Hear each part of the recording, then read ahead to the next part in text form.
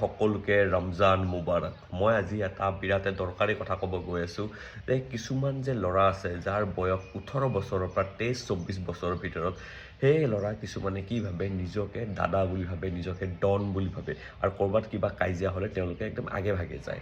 মই তেওঁলোকক এটা কথা ক'ব বিচাৰোঁ, তোমালোকে নিজকে ডন কিবা দাদা বুলি ভাবাৰ আগত তোমালোকৰ জেগাৰ যিবোৰ জেল আছে, যিটো জেল আছে সেই জেলৰ বাহিৰত এবাৰ এনেকৈ ফুৰি আহিবা।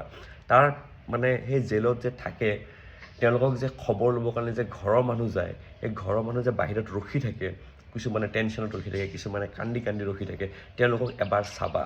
তাৰপাছত বুজিবা যে কিছুমান মানে যাব মানে নালাগা জেগাত যে মানুহে যায়, গৈ পেলাই যে ফচে বা ক'ৰবাত যে কিবা কৰিব নালাগা কাম যে কৰি পালে ফচে আৰু তাৰপাছত যে ঘৰৰ মানুহৰ যিটো মানে অসুবিধা হয়, সেই অসুবিধাটো সেই জেলৰ বাহিৰত তুমি যদি এবাৰ ফুৰিব যোৱা তেতিয়া সেই মানুহখিনিক দেখি পালে বুজিবা। বিৰাটে দৰকাৰী ভিডিঅ', প্লিজ সকলোৱে শ্বেয়াৰ কৰি দিব। জয় আই অসম।